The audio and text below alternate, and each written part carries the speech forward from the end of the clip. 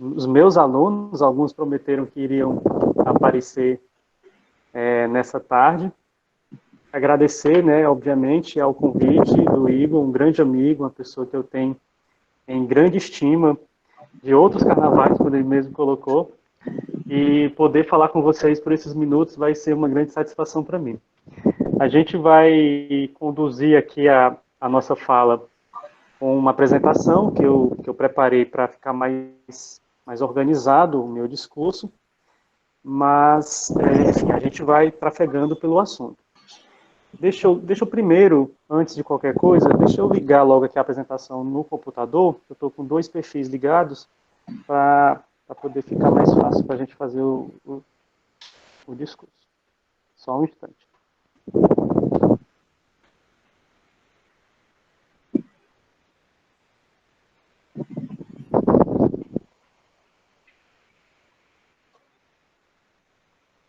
Em breve vocês verão aí a tela de apresentação.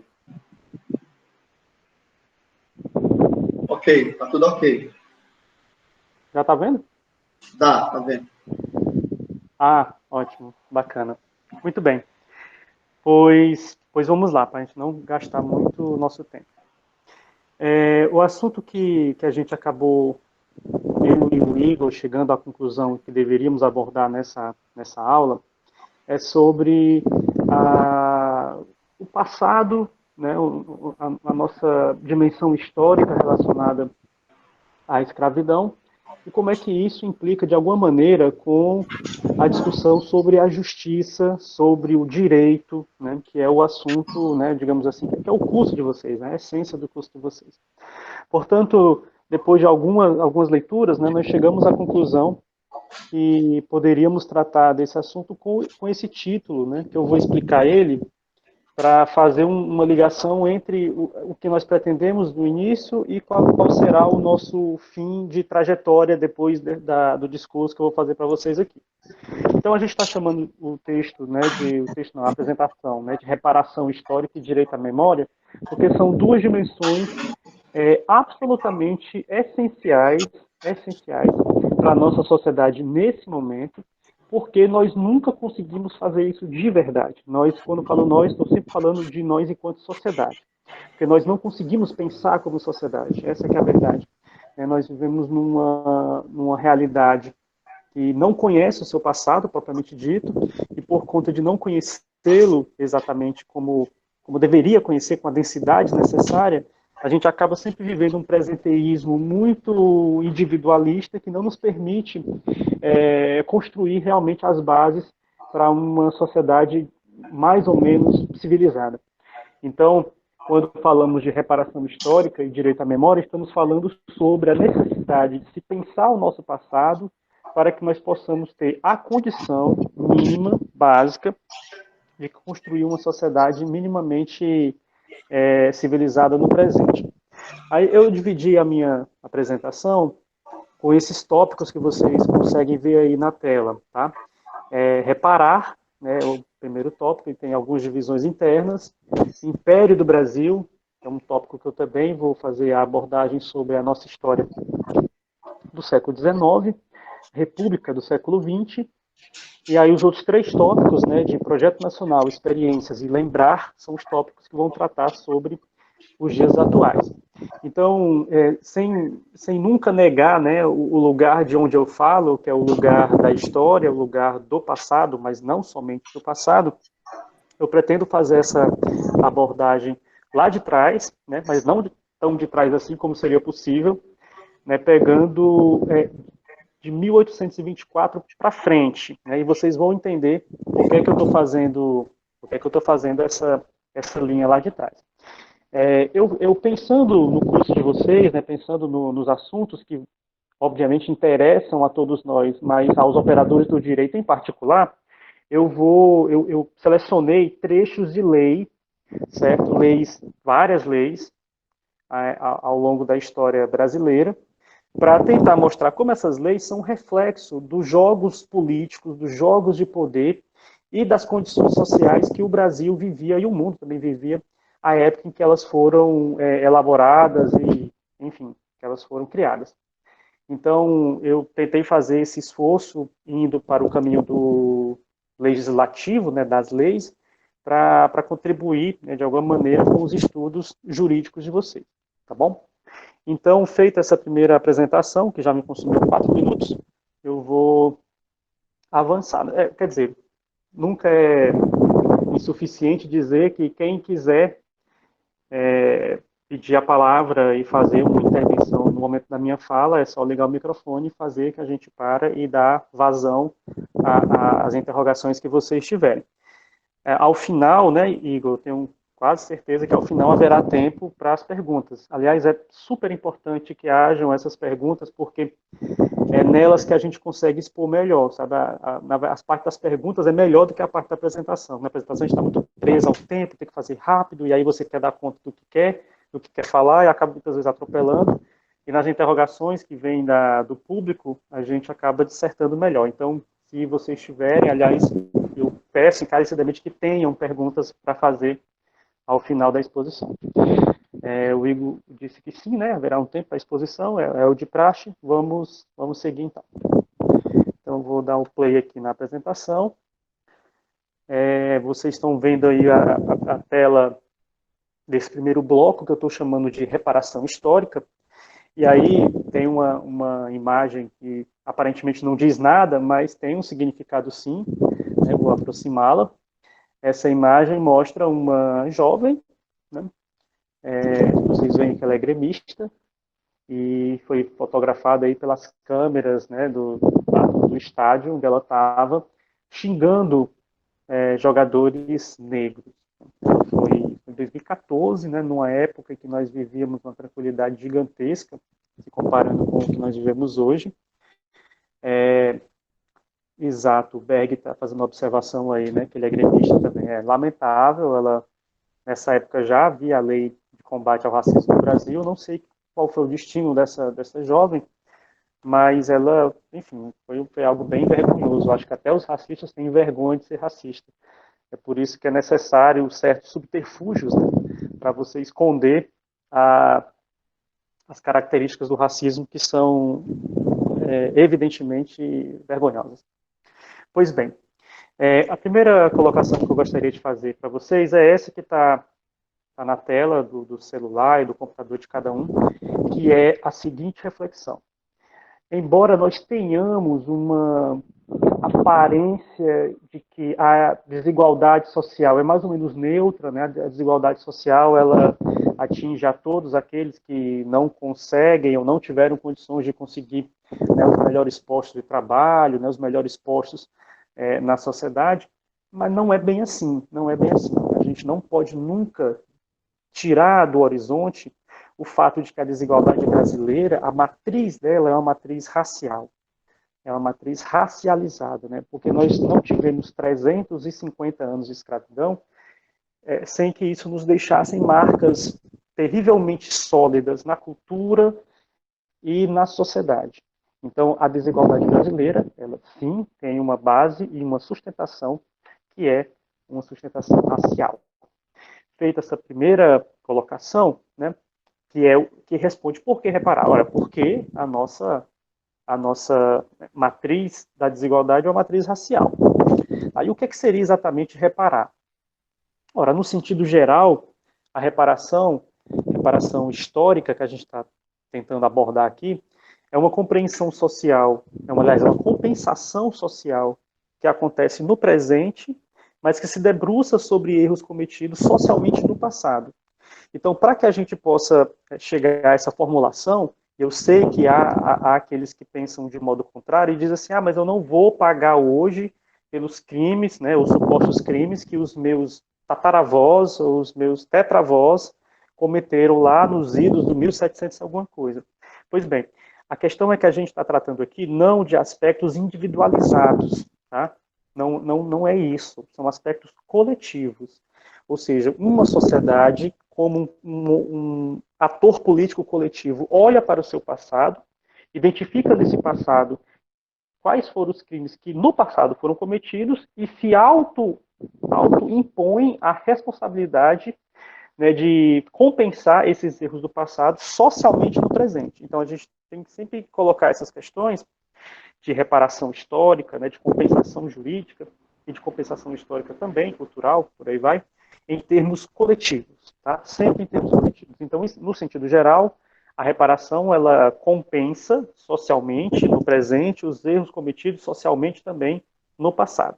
Então, é uma sociedade que olha no espelho, né, e não vê apenas o seu reflexo ali estático, né, mas vê o seu reflexo daquilo que você foi, daquilo que do passado fez o que você é no presente. Está muito abstrato, né? Mas, enfim, vocês podem fazer esse debate também. E aí a terceira pergunta desse tópico de reparação histórica é reparar o quê? O que exatamente reparar?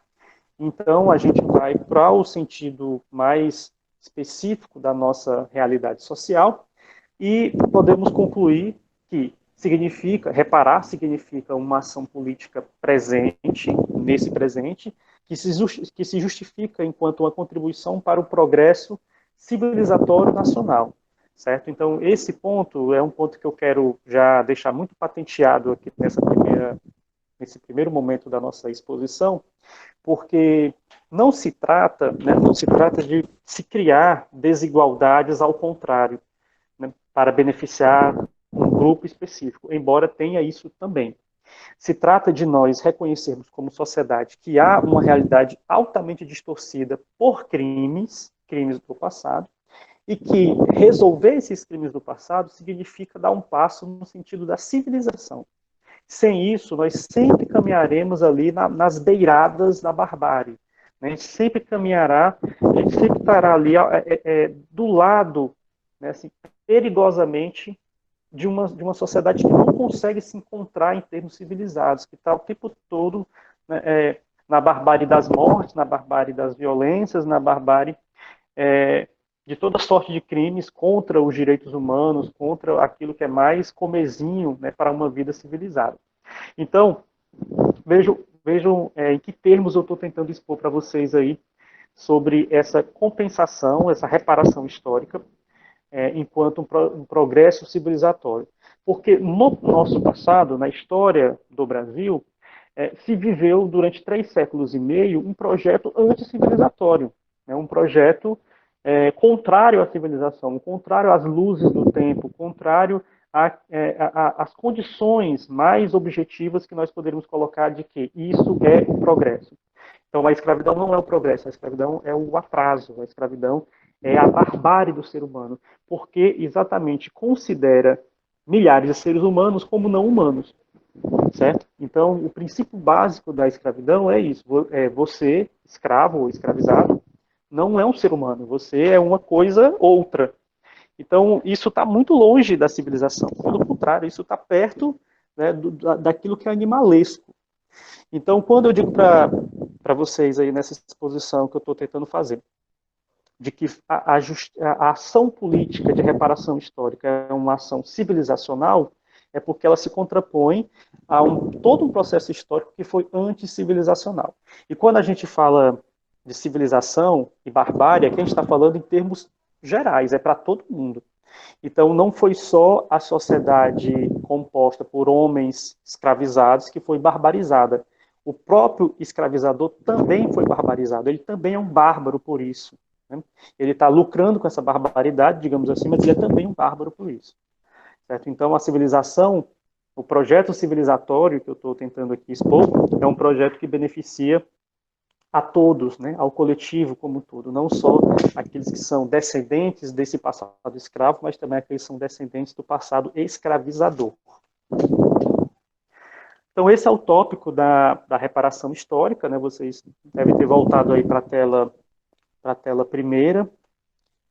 Então, feito essa pequena exposição, eu acho que eu deveria ter falado antes o que é reparação histórica. Eu não sei se eu cheguei a mencionar ou se vai estar no outro ponto. Mas, enfim, a reparação histórica aqui, sim, falei, é a compensação, né? A compensação no presente para crimes cometidos no passado, crimes históricos. Pois bem, para que nós possamos fazer uma análise disso em termos processuais no tempo, né, eu fiz aí uma abordagem do século XIX, do século XX, que eu vou expor para vocês aí, apresentando a minha leitura sobre o passado, minha leitura como historiador. A gente vai entrar agora num tópico de três pautas, que eu estou chamando de o nascimento de uma nação. E aí vocês têm uma imagem, que é, na verdade, a capa de um livro, né? É o frontispício oficial, né? Quer dizer, a capa oficial da primeira Constituição brasileira, primeira Carta Magna brasileira. Eu não sei se vocês estudam em História do Direito, não sei se tem essa cadeira, né? Mas se tiver, ou em Direito Constitucional, deve ter alguma coisa relacionada a isso, né? Então vocês sabem, ou vão saber, né, que a primeira Constituição brasileira foi promulgada em 1824 pelo imperador Dom Pedro I, e ali nasceu a nação brasileira, né? Nasceu, assim, para o mundo, né? O Brasil se apresentava para o mundo como uma nação independente, livre das amarras do Reino de Portugal, e essa lei maior, ela estabeleceu, né, a organização desse país. E, não sei se vocês têm essa leitura, né, mas enfim, a Carta Magna Brasileira é uma carta até interessante, em termos liberais, né, tem uma série de pontos que são pontos muito avançados para a época, certo? Mas tem um grande problema, né? Eu não vou nem dizer que é um pequeno, porque não é pequeno, não. É muito grande o problema. Né? O Breno está dizendo aí que tem livros de história do direito, né? Certamente tratam desse assunto. O grande problema da Carta de 24, na minha leitura, e naquilo que nos interessa nesse momento, é a questão da cidadania. A cidadania. Quem é o cidadão brasileiro? Ora, o cidadão brasileiro é aquele portador dos direitos e deveres inerentes a viver nesse país, nesse território, nesse chão, debaixo de um certo Estado, que era o Estado monárquico. Mas como é que o texto legal, né, da Constituição Brasileira de 24 trata a figura do cidadão brasileiro? E aí vocês vão ver lá no título 2º, né, dos cidadãos brasileiros, o artigo 6º, que diz: são os cidadãos brasileiros os que no Brasil tiverem nascido, quer sejam ingênuos ou libertos. Né? Vocês não têm a obrigação de saber o que é uma pessoa ingênua, nem o que é uma pessoa liberta, mas eu vou dizer para vocês. Se é que vocês não sabem, né? O ingênuo, a palavra ingênuo, de ingenuidade, né, de inocência, a palavra ingênuo significa, no dicionário político daquele momento, significa aquele que nunca esteve sob a égide da escravidão. Ou seja, o ingênuo é aquele que nasceu livre e viveu em liberdade o tempo todo. É aquele que nunca soube o que é escravidão. Esse é o ingênuo. Normalmente, o ingênuo é uma pessoa não preta. Embora hajam pessoas pretas que também são ingênuas, ou seja, não nasceram com a mácula da escravidão em momento algum. A outra figura, que é também, de certa forma, uma figura jurídica, né, da cidadania brasileira na Carta de 24, a Constituição de 24, é o liberto. O liberto, como o próprio nome sugere, é aquele que um dia esteve preso e que hoje está liberto. Só que no caso aqui não estamos falando de uma prisão física, né? Não é isso. Aqui é relacionado à liberdade. O liberto é aquele que um dia não teve liberdade e hoje tem liberdade. Ou seja, é aquele que goza de liberdade, mas que em algum momento da vida passou pela escravidão. Em resumo, são cidadãos brasileiros aqueles que têm liberdade. É isso. Então vejam bem, esse ponto eu gostaria que vocês sublinhassem, porque a gente vai mastigar ele durante toda a apresentação. Para a Carta de 24, para a Constituição Brasileira de 24, o que separa o cidadão, aquele que goza dos direitos e dos deveres, e do não cidadão, aquele que não goza de direitos e nem dos deveres, é a liberdade. A liberdade é o ponto que permite o sujeito ser ou não ser cidadão. Então, vamos pensar em 24. Né? Em 1824, quando a Constituição foi outorgada, né, e foi aceita pelas populações do Brasil, significava dizer que milhares de pessoas já nasciam no Brasil sem ser cidadãos, porque eram escravos. Então, todo mundo que não era escravo era, em tese, cidadão.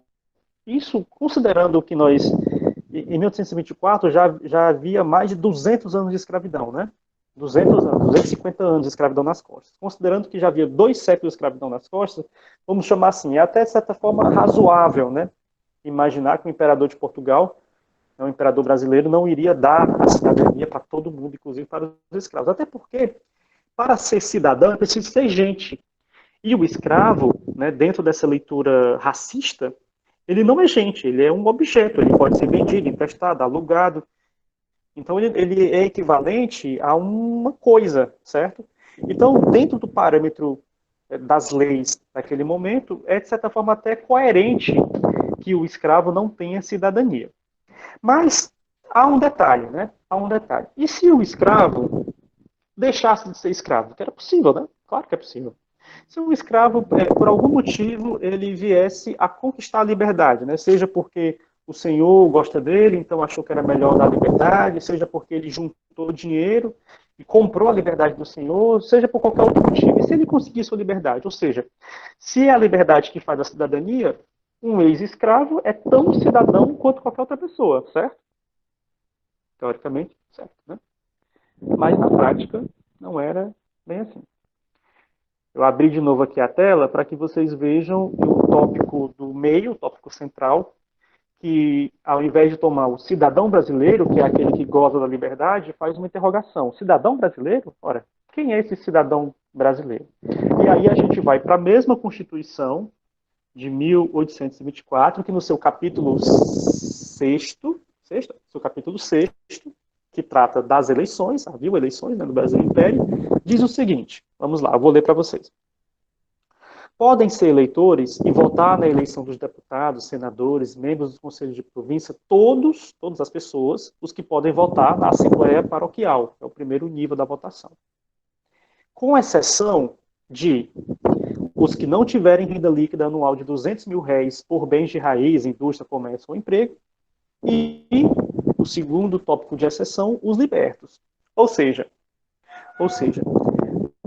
mesmo que alguém que tenha passado pela escravidão, mas que por algum motivo tornou-se livre, portanto é cidadão, e que por alguma sorte da vida, do seu trabalho, do seu esforço, ou qualquer outro motivo, tenha renda suficiente para votar, né? Vocês sabem que no Brasil Imperial as eleições eram censitárias. Então não bastava ser cidadão, era preciso ser cidadão e ter uma certa faixa de renda para ter acesso ao direito de voto. Então um ex-escravo, por exemplo, que por ser ex-escravo já é cidadão, e que por algum motivo tenha renda suficiente para votar, ele era proibido de votar pela condição número 2, que vocês estão vendo aí, a condição número 2, não sei se o meu mouse aparece, a condição número 2, aí a condição de exceção número 2, que era o fato de ser liberto. Os libertos não podiam votar.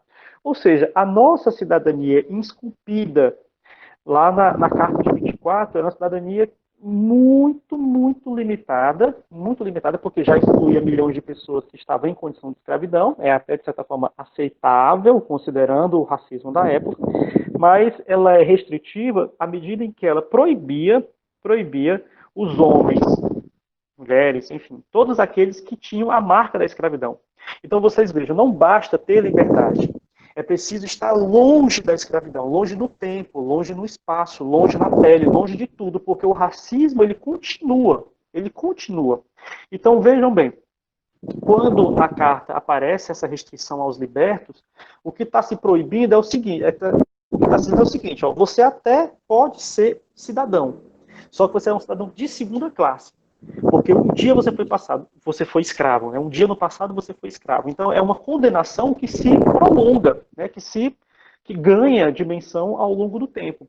Então eu estou tentando mostrar para vocês como esse dispositivo legal é um dispositivo injusto. Eu estou falando isso injusto porque eu estou em 2020, né, com vocês, em 2020. Não é por isso, não. É porque era injusto dentro dos cânones do liberalismo daquela época.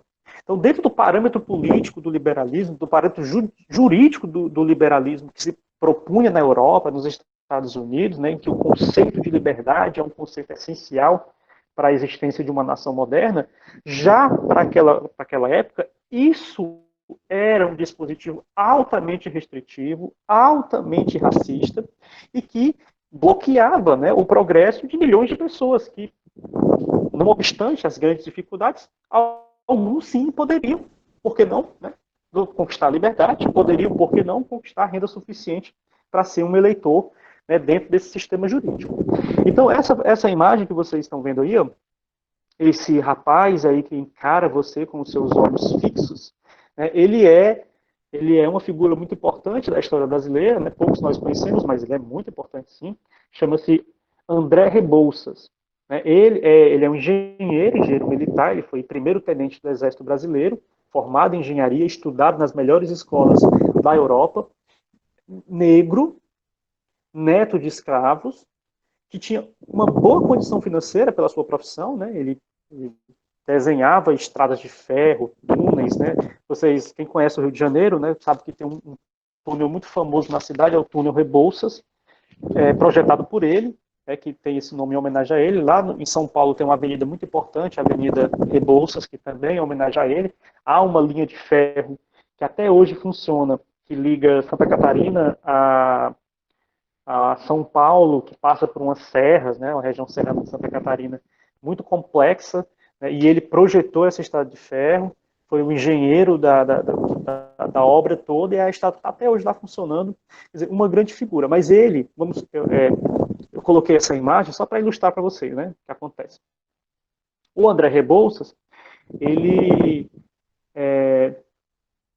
se ele tivesse na mesma condição que a avó dele, que era liberta, ele, por mais que fosse alguém bem-sucedida economicamente, bem-sucedida socialmente, inclusive, que ele circulava nos melhores trânsitos do Império Brasileiro, ele seria um reles cidadão de segunda classe, porque haveria sobre ele um passado escravo, né, que é esse passado, essa marca, né, que está esculpida aqui, marca de racismo esculpida na lei, como a gente está vendo aqui nesse tópico sobre os cidadãos votantes no Império do Brasil. Muito bem, vamos avançar. Só que para a coisa ser mais densa, mais complicada ainda, eu vou citar uma outra lei, uma lei que saiu poucos anos depois do Brasil virar uma nação, né, que foi a Lei de 7 de novembro de 1831. Essa realmente foi barra pesadíssima, porque a Inglaterra, né, que foi, digamos assim, a nação que deixou acontecer a independência brasileira, já vinha desde o começo do século XIX, pressionando as nações latino-americanas e outras, a acabarem com a escravidão, porque a escravidão era anti-civilizada, a escravidão é anti-econômica.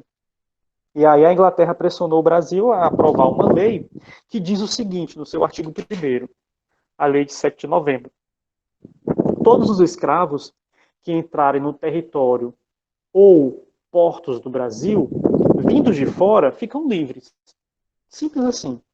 Todos os escravos que vierem de qualquer lugar do mundo e que entrarem no Brasil, colocou os pés numa praia brasileira, molhou os pés com água do mar brasileiro, esse sujeito está automaticamente considerado livre. E aí o artigo 2º, que eu vou poupar a leitura para vocês, coloca aí quais são as punições para aqueles que descumprirem essa lei, que é uma punição bem pesada mesmo. E o que aconteceu? Aconteceu que, na verdade, essa lei foi escandalosamente, vergonhosamente descumprida pelo governo brasileiro, que se uniu à elite escravocrata, à elite traficante, né, à elite contrabandista de pessoas, e promoveu a entrada de aproximadamente 700 mil pessoas. 700 mil pessoas foram importadas ilegalmente, escravizadas ilegalmente no território brasileiro, de acordo com as leis brasileiras, aprovada pelo Parlamento Brasileiro, sancionado pelo imperador brasileiro. No caso, não era o imperador, não era o regente. Mas que depois foi mantida pelo Pedro II. Então, em resumo, para assim não me demorar, que já acabou meu tempo praticamente, toda a riqueza brasileira, você pode continuar. Obrigado, querido. As grandes fortunas brasileiras que se formaram na segunda metade do século XIX, que é a época da pacificação do Brasil, né, depois que acabou aquelas revoltas regenciais, que é a época do café, aquelas riquezas que vocês veem nas novelas, né? Vocês veem nas novelas Casas Grandes, né? os escravos para lá, os senhores para cá, aquelas intrigas, aquela riqueza do baronato brasileiro, tudo aquilo é fruto de roubo. Tudo aquilo é fruto de roubo. A escravidão é por si mesma um grande roubo, mas mesmo dentro dos códigos que foram criados na época da escravidão por escravocratas, né, que eram os representantes máximos do poder na Assembleia Nacional, no Senado, no Senado da República, no Senado do Império, no Senado Imperial, toda aquela riqueza foi construída sob uma mentira, sobre um roubo, né, sob um assalto deliberado, que eles sabiam o que estavam fazendo, porque quando a gente vai analisar os documentos da época, as reuniões do Congresso, da Assembleia Imperial, do Senado, eles tratavam desse assunto, né, falavam que não podia falar sobre isso em público, né, tentavam criar estratégias para evitar que esse debate ganhasse nos jornais, que principalmente ganhasse as senzalas, né? Já pensou se isso chega nas senzalas? Então, em resumo, toda a riqueza brasileira do século XIX, e aí eu não vou dizer para vocês que não seja verdade, uma parte dela se estendeu para o século XX, e por que não dizer, somos todos herança dessa construção, desse arranjo, agora no século XXI, mas toda a riqueza brasileira, do baronato do café, de tudo aquilo que você possa imaginar, dos pequenos barões municipais, né, das regiões mais distantes, tudo aquilo foi construído com base no trabalho escravo e em cima de uma mentira, que foi a Lei de 31, que dizia que todo aquele que entrasse no território brasileiro seria considerado livre, e o governo brasileiro fechou os olhos para os traficantes, traficaram 700 mil almas do outro lado do mundo para cá, e isso foi levado assim a rodo como se nada fosse. Quando o Brasil chega na República,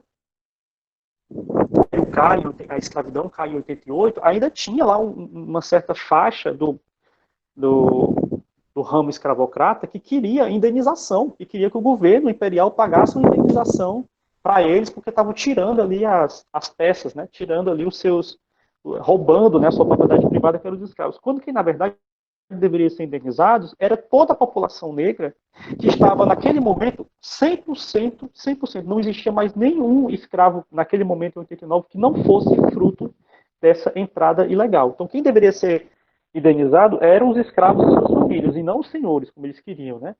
Foram brigar depois com o Rui Barbosa, porque ele queimou os arquivos da escravidão, para não pagar a indenização para os senhores, quando, na verdade, aquilo naqueles documentos era para não pagar a indenização para os escravos. Pois bem, feito essa quase um desabafo, né? Vamos pensar um pouco na cidadania do século XX, né? Século XX. A República foi promulgada em 89, né? Mas vamos considerar os anos 90 e o 1900 em diante. Muito bem. O primeiro ponto que eu queria destacar para vocês. A República, ela não pode ser pensada apenas como a República. A República, ela é o período do pós-abolição. Ela é o período em que a sociedade, principalmente os seus líderes políticos, estão diante do seguinte: estamos inaugurando uma nova fase política, mas também estamos lidando com uma nova forma de trabalho, que é um trabalho que não existe mais escravos, né, teoricamente. E aí, fazer o quê? Vamos pensar, o que é dar direitos para a massa de pessoas que saíram da escravidão? Como é que faz isso? Na imagem aí simpática, você tem alunas, né, de uma escola normal do interior de São Paulo, né, são uma escola feminina, estão aí segurando uma parte da bandeira do Brasil, mostrando, e elas são todas brancas, né? Pois bem, primeiro tópico, cidadãos brasileiros. Aí eu pego novamente a Constituição, dessa feita de 1891, a primeira Constituição republicana, e ela diz lá no seu título 4º, dos cidadãos brasileiros, seção 1ª, das qualidades do cidadão brasileiro, e diz no seu artigo 69 quem são os cidadãos brasileiros. Aí, primeiro, os nascidos no Brasil, ainda que de pai estrangeiro, não residindo este a serviço de sua nação, ou seja, que não seja filho de diplomata. Ou seja, todo mundo que nasceu no Brasil é cidadão brasileiro, todo mundo. Ou seja, é cidadão brasileiro branco, o azul, o amarelo, o roxo, o vermelho, o escravo, ex-escravo, todo mundo é cidadão brasileiro, todo. Né? É isso que está dito aí, termos bem genéricos. Então a gente pode pensar, isso é um grande avanço, né? Claro, um grande avanço. A cidadania civil está pontuada para todas as pessoas. Vocês têm uma imagem aí do Morro da Providência, lá no Rio de Janeiro, né, que foi habitado pelos soldados que saíram lá da Guerra de Canudos. Os homens e mulheres que foram habitar o Morro da Providência eram brasileiros. Vamos avançar um pouco mais. Eu faço uma pergunta. Cidadão brasileiro, né? Vamos ver que cidadania é essa. E aí você vai para o mesmo título, o título 4 dos cidadãos brasileiros, a seção 1ª, as qualidades do cidadão, e aí já no artigo seguinte, o artigo 70, diz assim: são eleitores os cidadãos maiores de 21 anos que se alistarem na forma da lei. E o parágrafo 1º diz: não podem alistar-se para eleitores, para as eleições federais para os estados, os mendigos e os analfabetos. E aí a gente para pensar um pouco. Ora, veja bem, todas as pessoas são os cidadãos, né? Todos os homens e mulheres que nasceram no Brasil são cidadãos. Mas a capacidade de votar não está aberta aos analfabetos. Está vedado a essa classe de pessoas, né? Então, o que acontece? O Estado brasileiro, republicano, não se obrigou, como a gente vai ver um pouco mais adiante, não se obrigou a fornecer educação para a sua população. Logo, esse mesmo Estado colocou na margem, colocou no outro lugar, quer dizer, em lugar nenhum, milhares de pessoas que saíram de um regime. Jesus amado, chegou o correio para mim ali. O que é que eu faço, Igor? Eu atendo? Vai lá atender, professor. A gente tá lá. Eu fico Acontece, conversando né? aqui, eu fico conversando aqui com o pessoal. Tá, tá bom. Tá bom. Pessoal, para quem quiser, eu tenho aqui em PDF. Quem quiser, eu posso botar no AVA ou então no e-mail. Eu tenho aqui todas as constituições do Brasil, desde a Carta Real, passando por essa que o professor está falando, de 1891, que foi a primeira Constituição após a abolição, né, certo, né?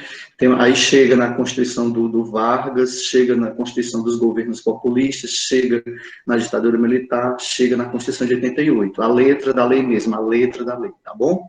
Quem quiser, eu tenho todas elas em PDF, tá bom? E um detalhe só, porque eu trabalhei essas constituições, obviamente, não detalhadamente como o professor está falando, aqui no curso de História, que eu já dei aula de História do Brasil, Colônia, Império e República. Obrigado, Ednon. Aí, só lembrando aqui a questão do professor Paulo, que ele colocou aí a questão lá do Império, né, os que podiam votar, né, que ele mostrou tão bem na Constituição do Império, né, na Carta Real de 1824, eram chamados homens bons, né, entre aspas, os homens mais ricos, os homens bons, tá certo? Era o que tinha esse direito ao voto, tá? E interessante também ele ter colocado o professor Paulo, que às vezes a gente esquece, ou então não nos ensinaram a refletir de outra forma, que na verdade a indenização dos senhores de café, dos senhores ali da cana-de-açúcar de café, deveria ser a indenização para os escravos. Isso aí Igor. Louvado que ele falou, tá? Diga, Paulo, professor, pode Igor. Diga. Era livro. Opa. Graças a Deus, né? Opa, que coisa boa. Gente, se eu não tivesse mais atendido uma de sempre, o né, moço... professor? Com certeza. Foi uma interrupção muito boa nesse sentido, né? Ok, ótimo. Pois é, já pensou se o moço do correio volta com os meus livros para trás? Deus me livre. Então, pois continue, então eu estava dizendo para vocês. Tá ligado ao microfone? Tá, né? Então, aí o que acontece? O Estado brasileiro não se deu a obrigação de alfabetizar as pessoas, ao mesmo tempo que cobrou a alfabetização para considerar a massa da população como eleitores. Portanto, em outras palavras, né, trocando em miúdos, em outras palavras, o que o Estado brasileiro fez foi marginalizar milhares e milhares de pessoas da participação política, né, que é uma condição necessária para haver cidadania. Né, simples assim. Então, Então, o que acontece? Esse tópico educação, tá? Esse tópico educação é um tópico que vai abordar aí quais eram as responsabilidades, ou na minha leitura, as irresponsabilidades do governo brasileiro relacionado a esse tópico, tá? O tópico da educação. Aí no capítulo 4 da Constituição diz assim, das atribuições do Congresso. Artigo 5º, incube outro sim, artigo 35, perdão, incube outro sim ao Congresso, mas não privativamente a ele, animar no país o desenvolvimento das letras, arte e ciência, criar instituições de ensino superior, secundário nos estados, prover a instrução secundária do Distrito Federal, que é do Rio de Janeiro. Então, o que acontece? A educação básica, a educação primária mesmo, que a alfabetização, era cada um por si, Deus por todos. Agora, vamos pensar assim, como é que as famílias egressas da escravidão, que já não tinham as condições de sequer comer, de viver dignamente, iam ter condição de pagar alfabetizadores para que seus filhos pudessem ser, uma vez considerados cidadãos de segunda classe, pudessem ascender à primeira classe, que era a cidadania política, na capacidade de influenciar no Estado através das eleições. Então, não tinha a menor condição, a menor condição. Então, esse foi o esquema, né? O esquema arrumado, o esquema ajustado para manter fora da vida política milhares de pessoas que saíram da escravidão já com um lastro, né? Já com um déficit, né, de 200 e tantos anos, né, de preconceito e de racismo sobre si. Portanto, o que nós vamos ver é um quadro de continuidade, como vocês podem ver nessa tela. O pós-abolição, de certa forma, é uma continuidade, pois se houve uma igualdade formal dos direitos civis, todos os homens são cidadãos brasileiros, né, mulheres também, os demais aspectos permanecem restritos.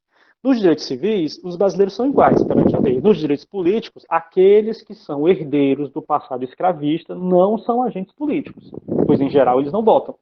E dos direitos sociais, aí é que não tem mesmo, porque não havia uma legislação do trabalho, né? Não haviam leis trabalhistas, né? Não havia uma CLT, por exemplo, que só foi criada nos anos 40.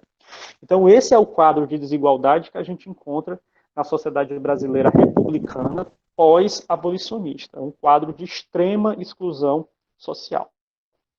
A gente vai agora, eu vou tentar acelerar, tá? A gente vai agora para o tópico racismo, derrota de todos, tá? Que tem a ver com o projeto nacional. Vamos lá, vamos primeiro esquecer a cor, tá? Não vamos falar de cor nesse momento, vamos apenas fazer uma pergunta, assim, hipotética. Pensemos juntos. Que resultado poderá haver se o Estado agir de modo a não considerar a exclusão social real existente, ou mesmo agir de modo a excluir deliberadamente um vasto contingente populacional que forma o seu corpo humano? Qual é o resultado de um Estado que faz isso? Que não vê a exclusão ou que, de modo mais perverso ainda, exclui? Só há uma resposta para isso. A resposta é o seguinte: é o fracasso dessa sociedade. Essa sociedade que exclui uma massa das pessoas, né, dos seres humanos que habitam aquele território, se essa massa for jogada para o escanteio, necessariamente essa sociedade vai ser fragmentada, ela vai ser uma sociedade fracassada, né? Não haverá civilidade numa sociedade dessa. A gente poderíamos dar alguns números, né? A exclusão na saúde, a exclusão nos direitos sociais, a exclusão nos direitos trabalhistas, a exclusão na educação, né? Tudo isso é resultado desse fracasso como sociedade. E um detalhe, né, que está aí colocado no slide. Percebamos que não somente o hipotético grupo excluído, estou falando do grupo que saiu da escravidão, não somente esse grupo excluído está apartado da dignidade, é toda a sociedade que está perdendo com isso. Uma sociedade que não é plural é necessariamente uma sociedade fraca. E aí que entra o ponto das ações afirmativas, né? Voltando para o ponto das ações afirmativas. Vejamos, há uma definição bem clara sobre ela. Eu já falei sobre ela no começo, tá? No começo da minha exposição, mas eu colei aí uma definição desse grupo da UERJ, esse grupo de estudos da UERJ, que trata em forma pormenorizada o que seria uma ação afirmativa. Vamos lá. Ações afirmativas são políticas focais, ou seja, pontual, que aloca recursos em benefício de pessoas pertencentes a grupos discriminados e vitimados pela exclusão socioeconômica no passado ou no presente. Trata-se de medidas que têm como objetivo combater discriminações étnicas, raciais, religiosas, de gênero, de casta, aumentando a participação de minorias no processo político, no acesso à educação, saúde, emprego, bens materiais, direitos de proteção social, ou no reconhecimento cultural. Então, em resumo, é aquilo que eu falei antes, né? Uma compensação do presente sobre injustiças do passado. Muito bem, agora a gente vai para o último tópico desse quadro, que é o tópico de civilidade, que é o ponto que eu estou batendo desde o início da aula. A ação afirmativa é uma reparação histórica que tem por função criar uma sociedade civilmente possível, né? Uma sociedade minimamente civilizada. Eu vou saltear aqui para a gente poder acelerar, que já está muito tarde. Temos algumas experiências, né? E aí, só para provocar, né, eu coloquei uma imagem que é, na verdade, uma fotografia de um banheiro de universidade. Né? Vocês sabem que banheiro de universidade é cheio de coisas assim esquisitas, né? E aí estava pichado lá no banheiro a seguinte frase: aqui não é senzala, tirem os peitos da Unicamp já. É isso que está escrito aí. Estou me referindo às ações afirmativas do ensino superior, né, as conhecidas cotas, né, de acesso ao ensino superior. Eu fiz aqui um quadro de argumentos positivos e negativos. Tá? Eu vou saltear esse quadro, os colegas me perdoem, para a gente não demorar muito, tá? Mas é basicamente os 3 argumentos de quem é a favor e de quem é contra. A gente pode, de repente, tratar disso no debate. Aí vou mostrar alguns exemplos, os tipos, né, mais usuais dos sistemas de ações afirmativas. A Unicamp, por exemplo, mas não só ela, estou apenas dando a Unicamp como exemplo, adotou durante algum tempo o sistema de bonificação, que era o sistema que dava no vestibular 20 pontos extras para os estudantes da rede pública. Todos os estudantes da rede pública.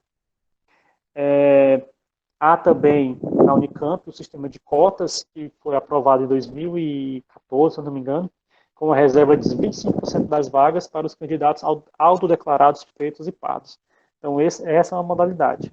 A Federal do Rio Grande do Sul também tem um esquema parecido, só que esse esquema me parece ser mais completo, que é o sistema socio-racial. Ou seja, uma parte das vagas é destinada para estudantes da rede pública, e dentro da rede pública há um corte racial. Então, digamos, como lá na Federal do Rio Grande do Sul.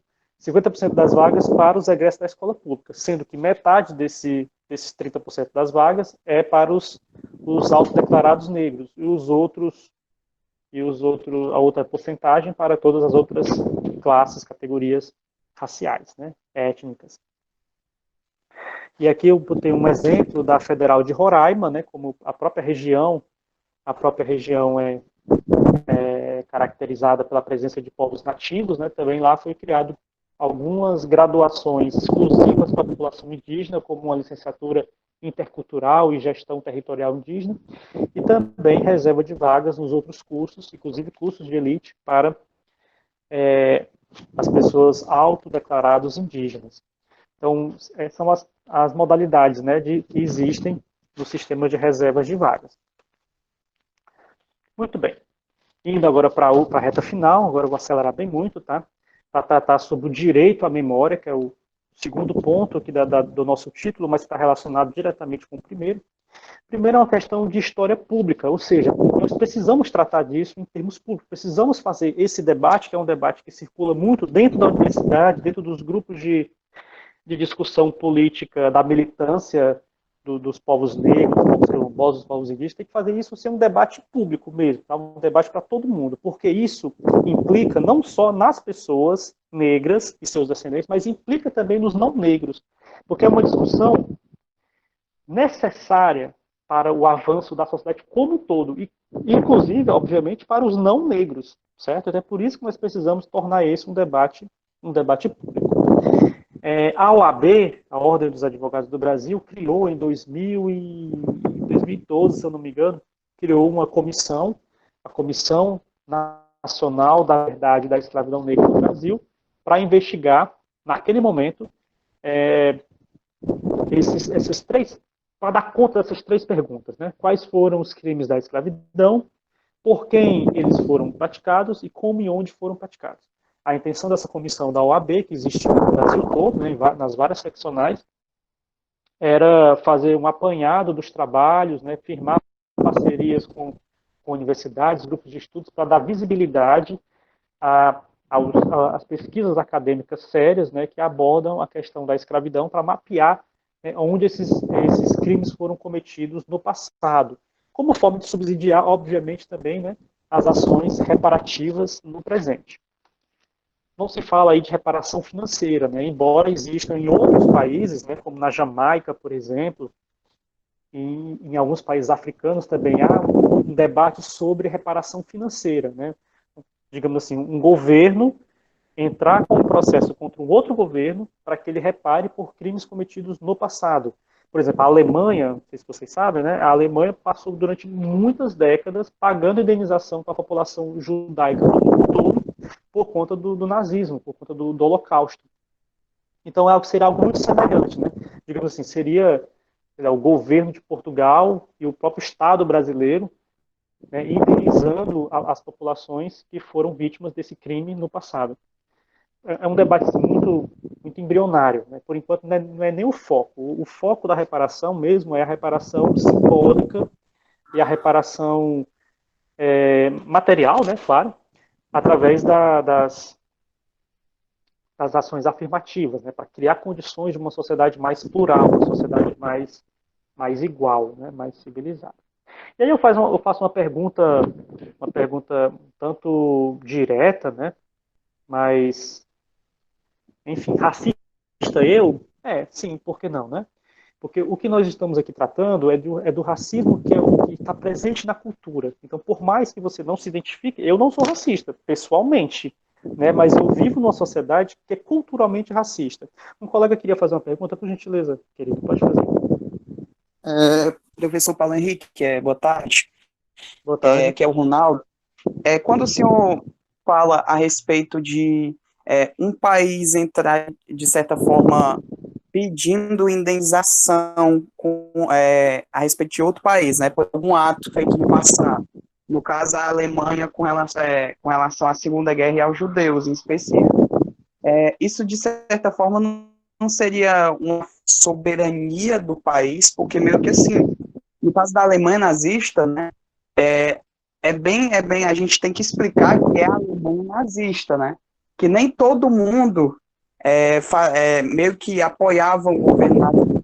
Aí eu até fico assim meio confuso, porque se for olhar dessa forma, no caso, por exemplo de um conflito como, sei lá, o Vietnã, por exemplo, a gente vê era uma disputa de duas potências, né, das duas grandes potências da época, e, ao invés de ser só uma guerra regionalizada.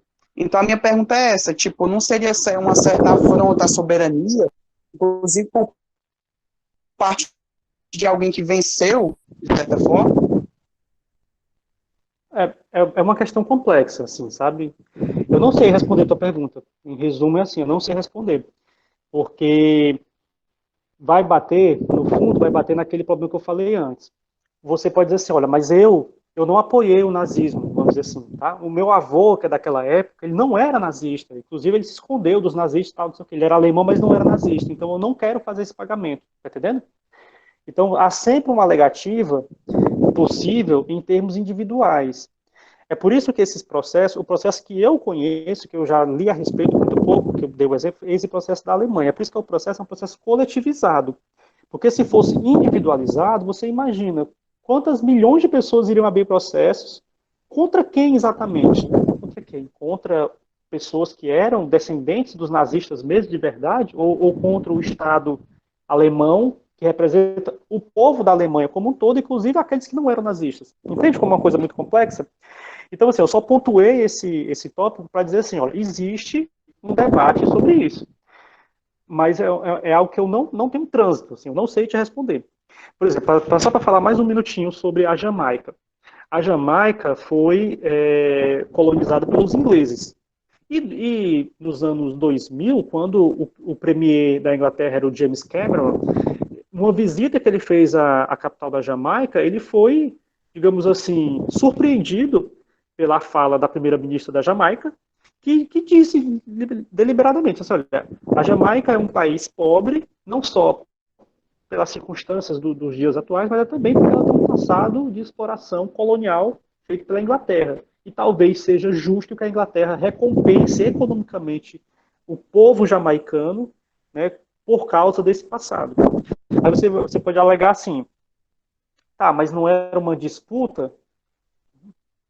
Mais ou menos assim, né? Quando você coloca de um lado um grande império poderoso, com uma marinha poderosa, um exército poderoso, do outro lado, né, um povo subjugado, não sei se é uma disputa, né? Eu acho que é muito mais uma dominação injusta, né? Talvez, não sei. Em resumo, eu não sei te responder assim diretamente, não tenho resposta para te dar, mas eu acho que é um tema importante que vocês podem levantar com outros professores da área do direito mesmo, né? Profissionais do direito, operadores do direito, que vão saber responder isso com mais propriedade. De toda forma, Ronaldo, eu agradeço a tua pergunta. Tá? Posso Não, tudo continuar, bem, obrigado. Obrigado, querido. Obrigado. Tá? Muito importante. Então, embora eu ou você ou qualquer um de nós que estejamos aqui individualmente pode dizer, olha, eu não sou racista, mas nós vivemos numa sociedade racista e a nossa cultura é racista, né?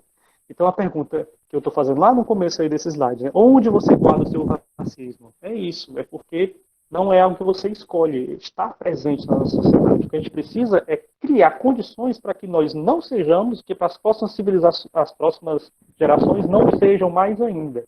Tá?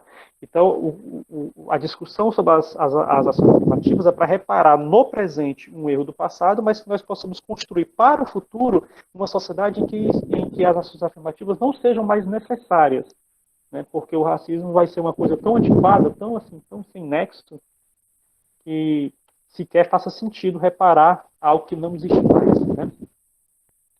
Aí o último ponto que eu coloquei era o que conhecer, né, o que ler, aí dentro de uma bibliografia muito grande possível de filmes, textos e outras coisas todas, eu estou citando esses 3 documentos aí, tá? Documentos não, de 3 artigos científicos que servem para ilustrar um pouco sobre esse tema. Quero agradecer a paciência de vocês, tá? A paciência de quem está ainda até agora, era para ser 20 minutos, virou praticamente 1 hora, né? Então, agradeço a atenção e me coloco à disposição para as perguntas que vocês tiverem. Bem, antes de passar para o pessoal, fazer algumas perguntas, alguma intervenção e tudo, só reforçar aqui o agradecimento ao professor Paulo, fiz aqui